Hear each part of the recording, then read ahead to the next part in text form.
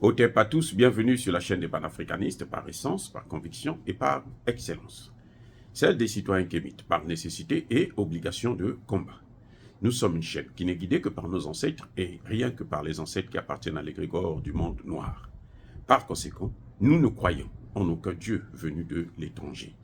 Toutefois, cette vidéo n'est aucunement destinée à inciter à la haine ni à la violence, car nous menons un combat qui est d'abord et avant tout spirituel, intellectuel et démocratique. Ensuite, il est politique, géopolitique et géostratégique, contre l'impérialisme, le colonialisme, le néocolonialisme et l'endocolonat, qui sont tous qualifiés de crimes contre l'humanité. Nous menons ce combat sur la base du principe fondamental que nous avons hérité de nos ancêtres kémites, qui est celui de la Mahat, c'est-à-dire solidarité, vérité et justice.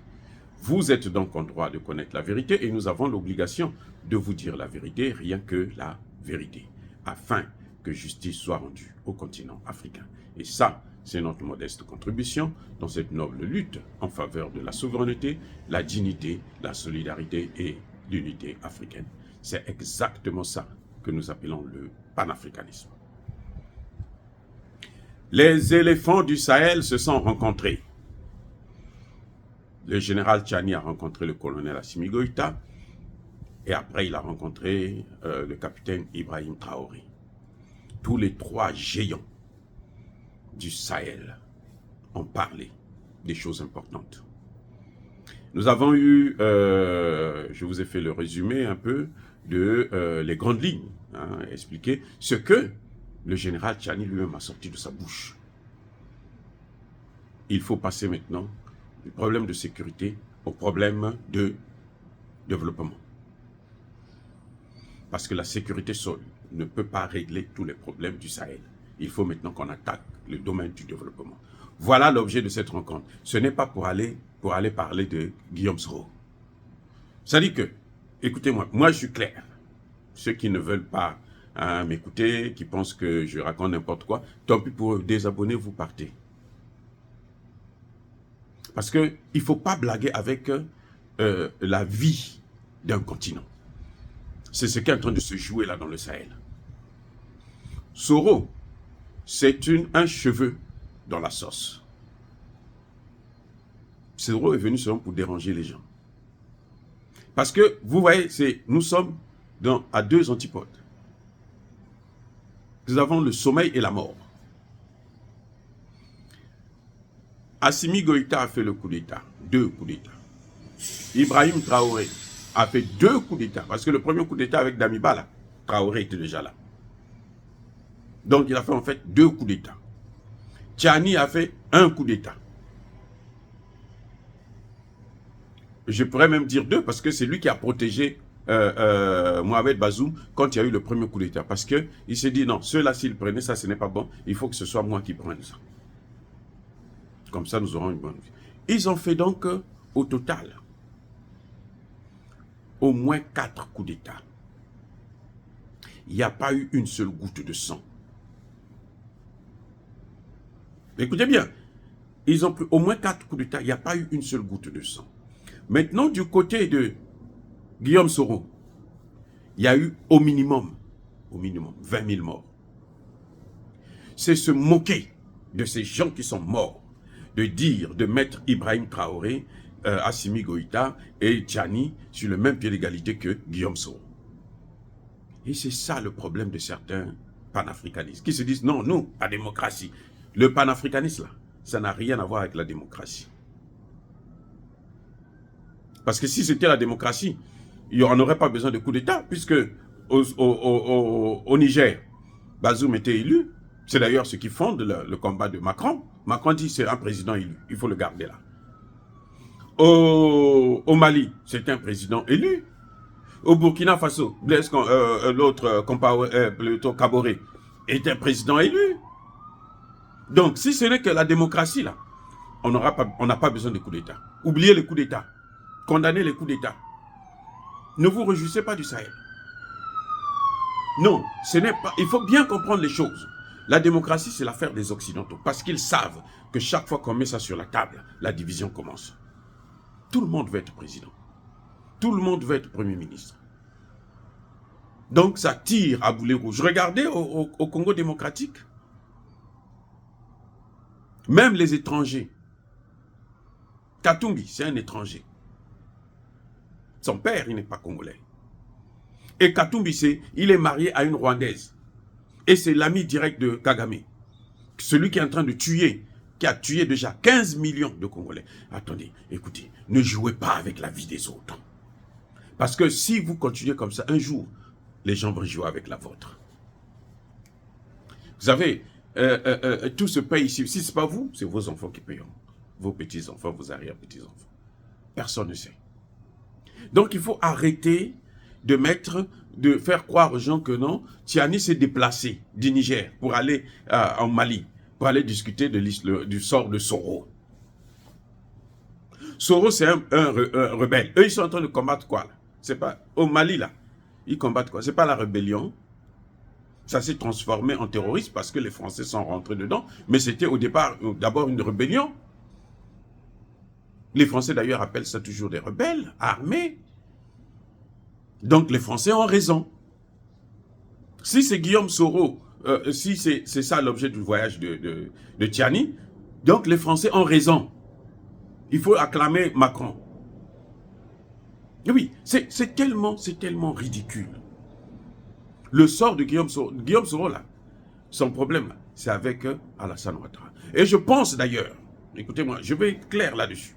Je pense que ni Tiani, ni Assimi, ni Traoré, ils n'ont aucun intérêt d'aider Guillaume Soro à combattre Alassane Ouattara. Parce que Alassane Ouattara et Guillaume Soro, là, ils ont le même patron, c'est l'Occident. Et s'ils le font, c'est qu'ils tombent dans le piège, dans le jeu de l'Occident. C'est ça, ça va les salir, ça ne va pas les élever. Croyez-moi, ils peuvent prendre Guillaume Soro, là, on le ramène au pouvoir, là, parce qu'ils vont faire leur armée pour aller faire la guerre là-bas. Ce ne sera rien du tout. Le problème en Côte d'Ivoire, le peuple ivoirien doit d'abord prendre conscience. Il n'y a rien qui peut réussir tant qu'il n'y a pas la conscience d'un peuple. Le peuple ivoirien doit prendre conscience de ses enjeux. Thomas Sankara l'avait dit, un peuple qui ne s'inquiète pas de son avenir, qui ne s'inquiète pas de la souffrance qu'on est en train de l'infliger, qui ne s'inquiète pas de l'esclavage, la colonisation qu'il subit. Il ne mérite pas qu'on puisse s'apitoyer sur son sort. Et Thomas Sankara avait raison. Les Ivoiriens, au lieu de danser, au lieu d'aller manger la tséké à longueur de journée, là, ils doivent s'asseoir, dire mais qu'est-ce que nous avons fait? Il y a eu Gbagbo qui est venu, qui leur a montré la voie. Ils l'ont jeté eux-mêmes. Ils ont jeté Gbagbo, ils l'ont abandonné. La Côte d'Ivoire était divisée. C'est ça qui a fait la force des Occidentaux. Aujourd'hui, la Côte d'Ivoire appartient aux Français, aux Américains et tout le reste. La Côte d'Ivoire n'appartient plus aux Ivoiriens. Ça appartient aux étrangers. Les Libanais, les ceci. Ce sont eux qui tiennent l'économie, ce sont eux qui contrôlent tout, ce sont eux qui gouvernent. Et tant que les Ivoiriens ne vont pas s'asseoir, se dire que bon, nous avons un combat en commun. Regardez là, les Occidentaux sont en train d'amener Thiam.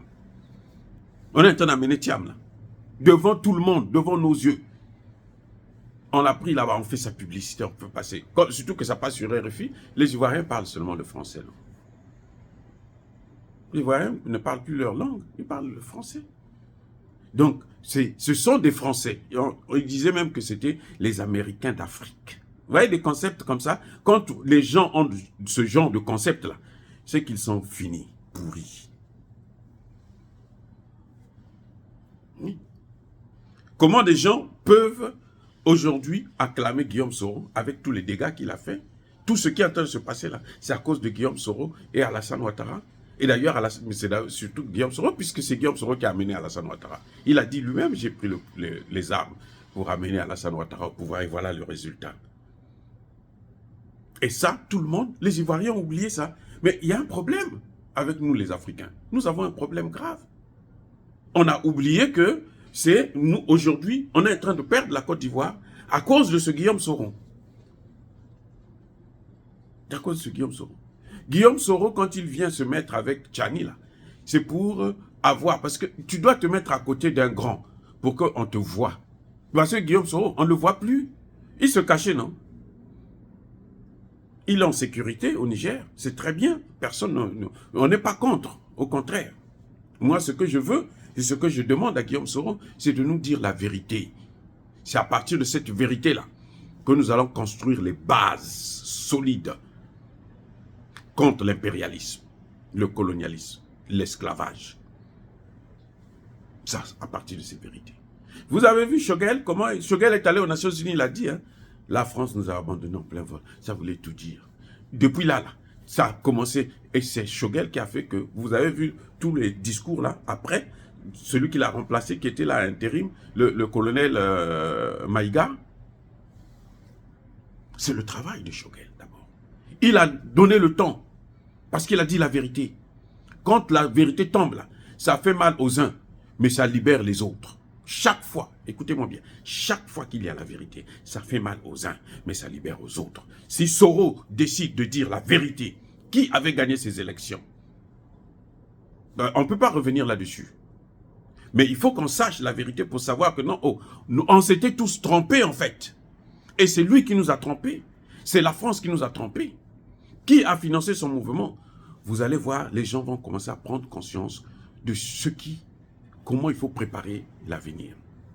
Mais si ce n'est que comme ça, là, tu viens te mettre avec Assimi Goïta, tu viens te mettre avec Tchani ou quoi, machin, ça te donne que des... Ça lui donne un peu d'honneur, oui, parce que lui, il s'est tellement sali, il a le sang des Ivoiriens dans les mains. Vous pouvez penser ce que vous voulez, mais c'est la vérité. C'est la vérité. Soro lui-même, il a dit, moi j'ai financé la rébellion. Alors que nous savons que ce n'est pas lui qui a acheté des armes. Soro ne connaît pas manier les armes. Et puis vous voyez combien de dégâts lui il a fait, combien de victimes, combien de morts. Aujourd'hui, il y a plein d'enfants qui sont orphelins là, à cause de Soro. Parce qu'il a mené la guerre. Il a attaqué l'État ivoirien. Il a attaqué le peuple ivoirien. Il a attaqué la Côte d'Ivoire. Un homme qui se permet d'attaquer un pays. Et voilà combien de gens il a tués. On a vu l'ambassadeur de France, l'ambassadeur des États-Unis danser, le représentant spécial de l'ONU. C'est la Côte d'Ivoire, mais c'était devenu leur fierté. On a réussi à envoyer Gbagbo en prison, à se débarrasser de lui. Et on a tué beaucoup de gens. Ils étaient fiers, ils étaient heureux, ils étaient contents. Et maintenant, ce même Guillaume Soro, parce qu'il n'arrive pas à reprendre le pouvoir, parce qu'il a été chassé de la table, de ce que nous on appelle au Congo la mangeoire.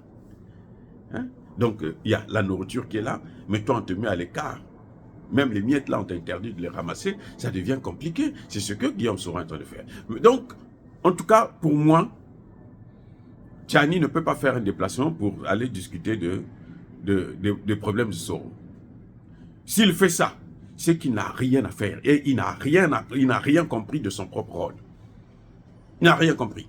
Et moi, je m'en tiens à ce que lui-même il a dit.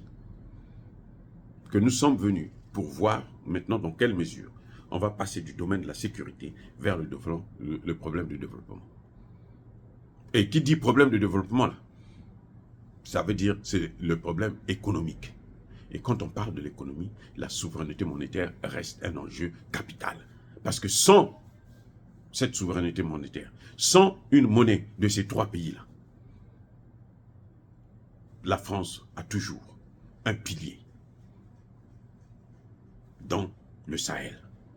Et c'est un pilier qui est solide. Le CFA, c'est ce qui permet, c'est avec ça qu'il donne, c'est l'argent là qu'il donne aux terroristes. Hein. Il les paye comment? En CFA. Il ne les paye pas en euros.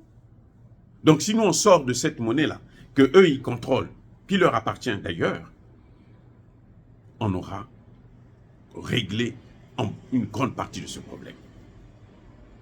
Et Tchani, Assimi Goïta, Traoré, pour ça seulement là, ils ont un travail de plusieurs années.